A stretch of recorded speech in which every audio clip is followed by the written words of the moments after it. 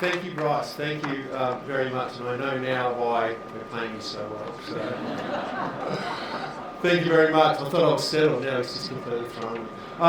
Look, ladies and gentlemen, can I extend my welcome to you? We are incredibly grateful for you that you have been able to turn up to our first NFF Leaders Summit. What I'm going to do today is to give you a 101 on our roadmap for $100 billion agriculture sector by 2030. I'm going to take you through a report card of sorts, 12 months into a 12 or 13 year journey, and you're going to hear from 5 leaders that are going to give their specific perspective on the 5 pillars that we've got in our roadmap. Before I do that, I wanted to take you through a bit of a background of how we developed this roadmap that has got so much traction and so much take up.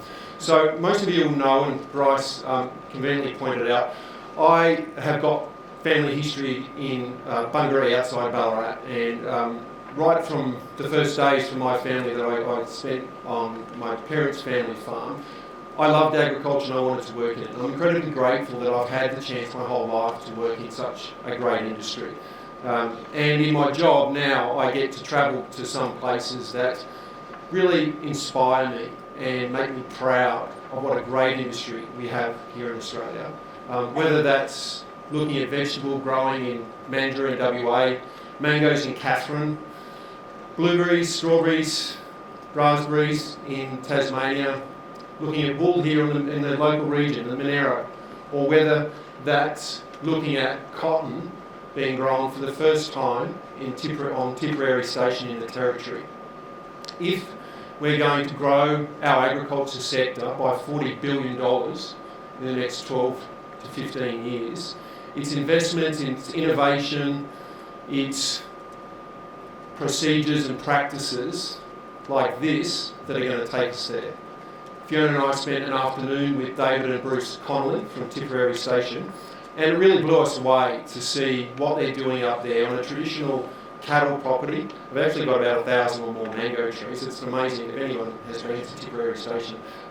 We were so grateful to actually have a couple of hours there. But this is the sort of innovation, this is the investment that is going to take us and bridge that $40 billion gap. So that really drives me, and it really fills and fuels my passion for agriculture.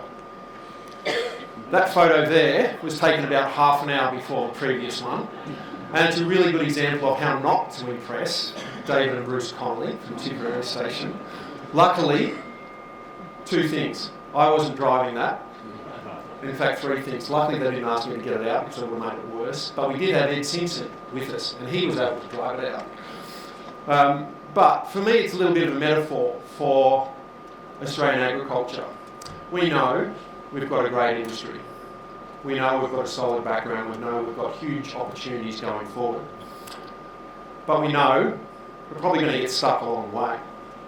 And it's not, some of you will recall, it's not whether you fall or whether you stumble. It's whether you get up and go again. And I think that is a challenge that we're facing at the moment, when we know so many of our farmers and the communities that surround and support them are dealing with the devastating impacts of drought. On top of that, we also know that we're dealing with an incredibly volatile parliament. And sometimes I look at the people in the parliament and I'm afraid that some of them, sometimes with what they say, think that we possibly shouldn't be farming in this country. We know that in addition to that, we're dealing with an incredibly complex consumer market. And for an export-orientated industry, we're dealing with global tensions that can potentially restrict and compromise what we know is going to be a significant factor in getting us that $40 billion for us to grow to $100 billion. So it's a great challenge for us, but I'm very optimistic. We are a great industry, we've got great people, and again, to invite 250 of Australia's agricultural leaders and to have you in the room here today is really pleasing, because we wanted to get traction for this roadmap and this plan, and that's what we're here to talk about today. So it is quite a fitting location, given we're here in Parliament House, And you get the next slide, possibly. We're here in Parliament House. 40 years ago, in July 1979, the then Prime Minister Malcolm Fraser met with industry leaders. They came together to set a vision. They had a plan 40 years ago to bring industry associations together to form the National Farmers Federation. That foresight was something that Fiona and I and the board take seriously, the responsibility of carrying on that legacy that they established 40 years ago. And some of you will know that this year the NFF established our 4-year strategic plan. In that plan, it has, for the very first time, a purpose statement. And that purpose statement is to lead Australian agriculture. And I think that lines up well with our past leaders that set a legacy of leading the industry and establishing a strong, united, single voice here in Canberra so that we could influence decisions that are made in this building for the future of agriculture. And for me, again, that's a really nice synergy with our roadmap for a $100 billion industry. So we commenced the journey of talking about what would it take to get the industry an extra $40 billion in 12 years, quite a significant task. And we launched the plan with the then Prime Minister in April last year. Malcolm Turnbull was able to launch our discussion paper. And it was important for us to get buy-in. We're an advocacy group and we rely on politicians and decision makers to buy into our issue. So it was really important that the then Prime Minister launched our roadmap, and that set off, as Bryce said, from May until September. We did 25 road shows around the country, and that was the first one that we did in York, WA. It's Tony York, he's from Tamman, but we held our first road show in York, and we really wanted to get buy-in from grassroots farmers.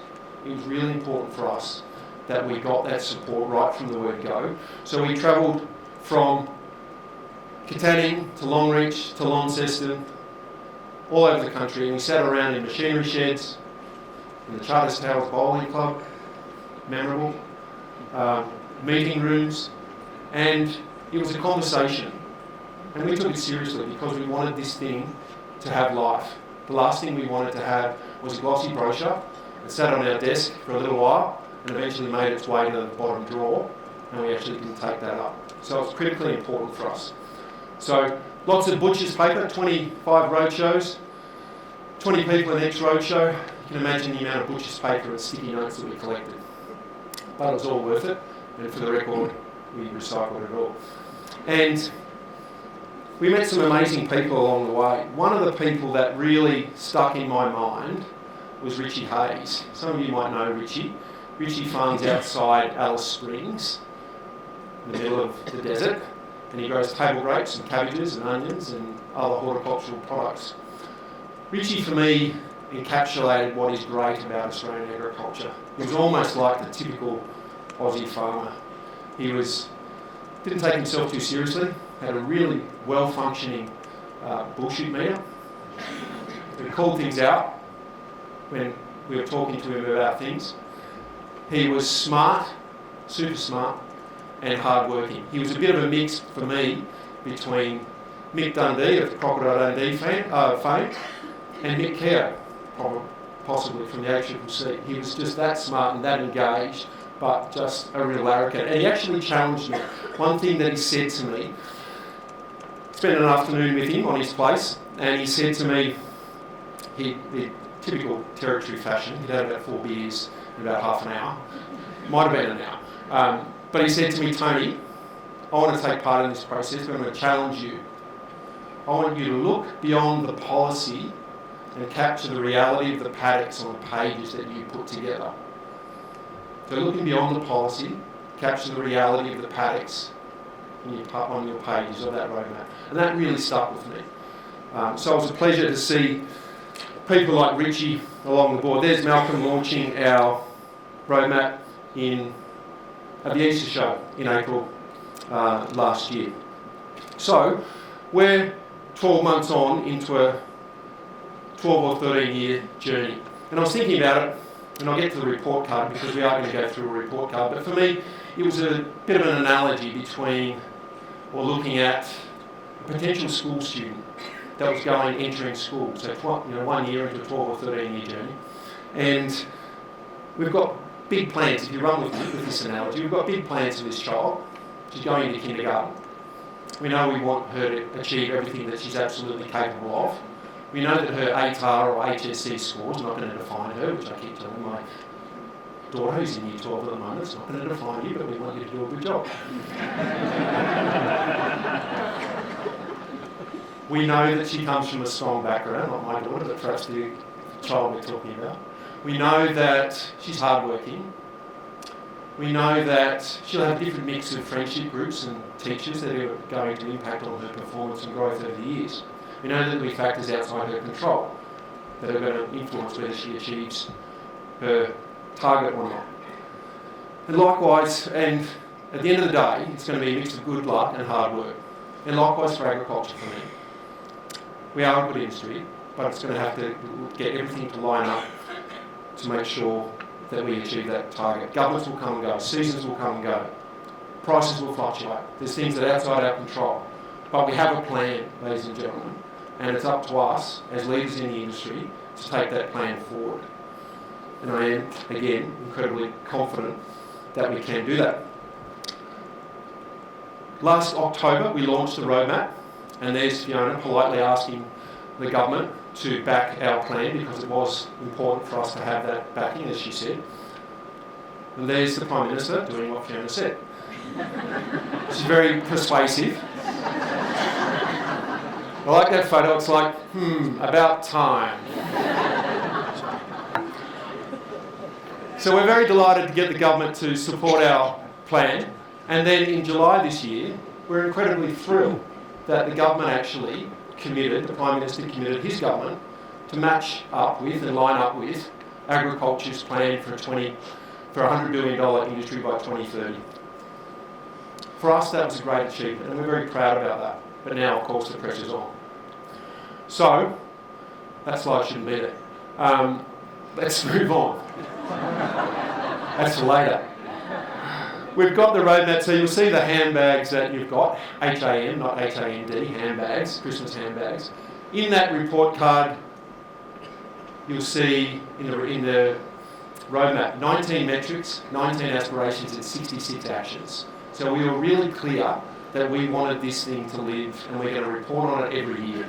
And I'll get into that now. So if you get following with the report card, for the value for the first pillar, we think that we have, in the first 12 months, remembering over a 12-year journey, achieved above expectations for Pillar 1, customers in the value chain. Exports are always going to be a major factor in our progress.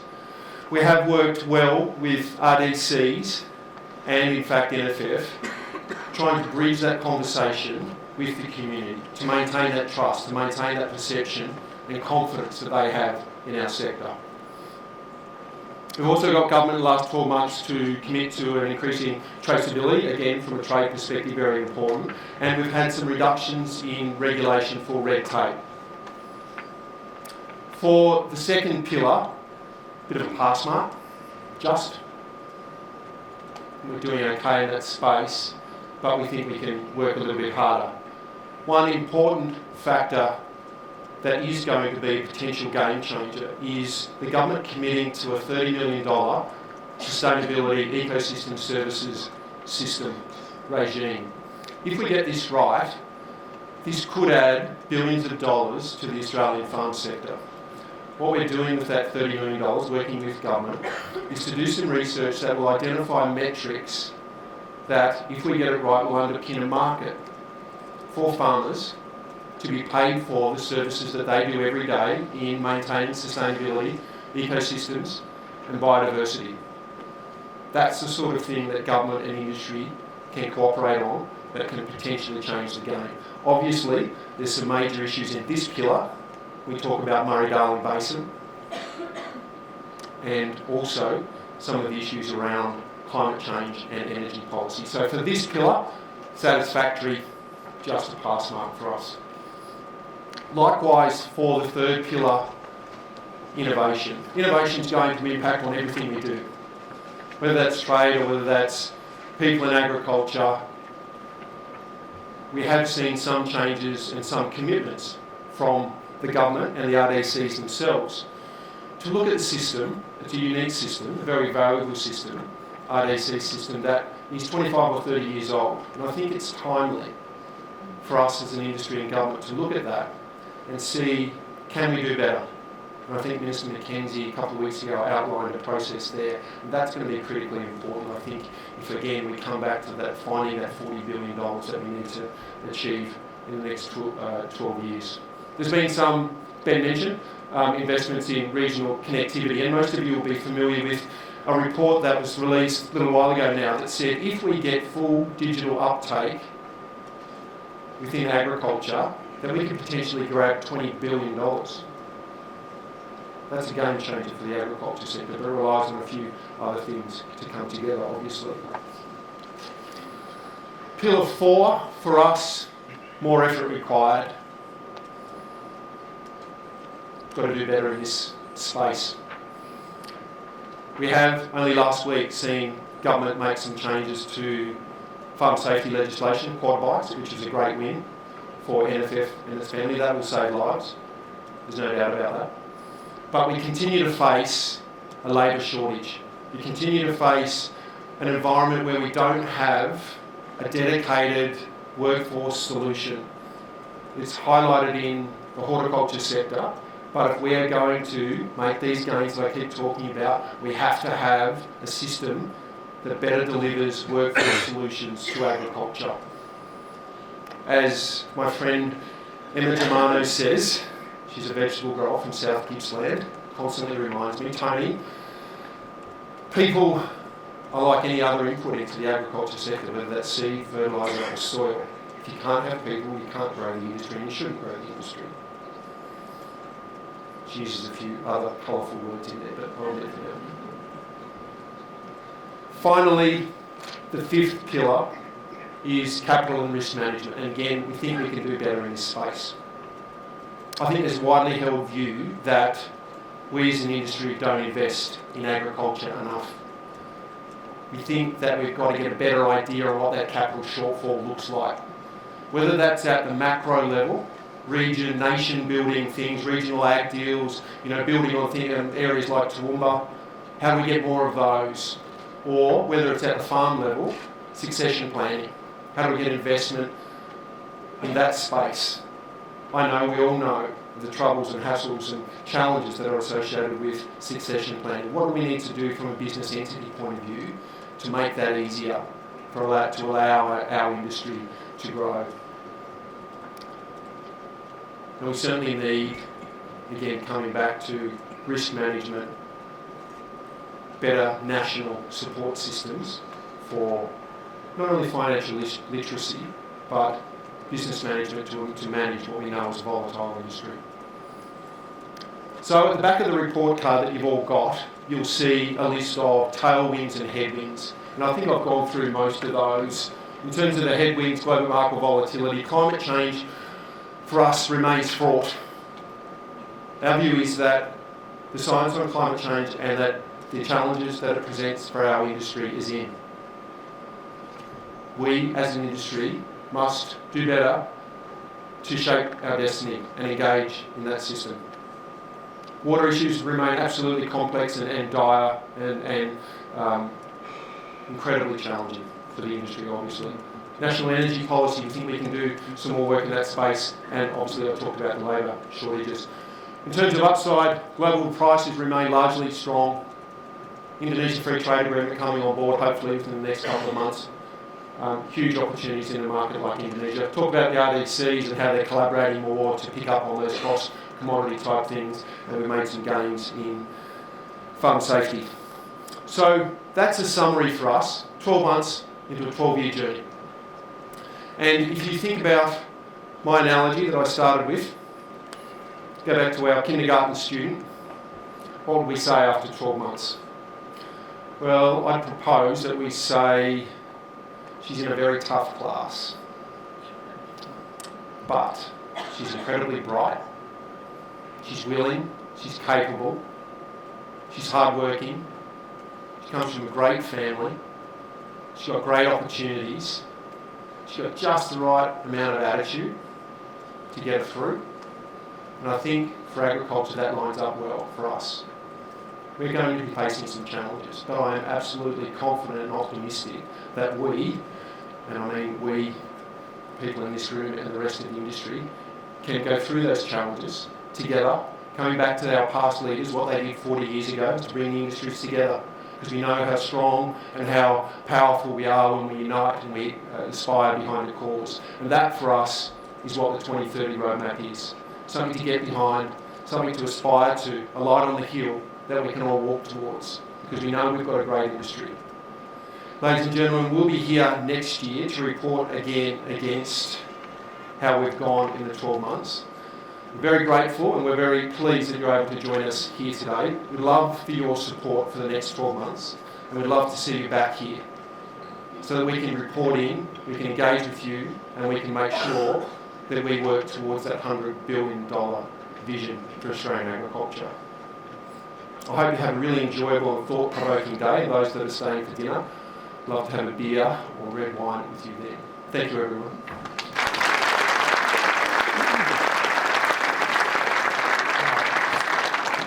Just very quickly, so Tony, now you've presented the pillars and the report card, if you could lead one step change in the next 12 months, what would it be?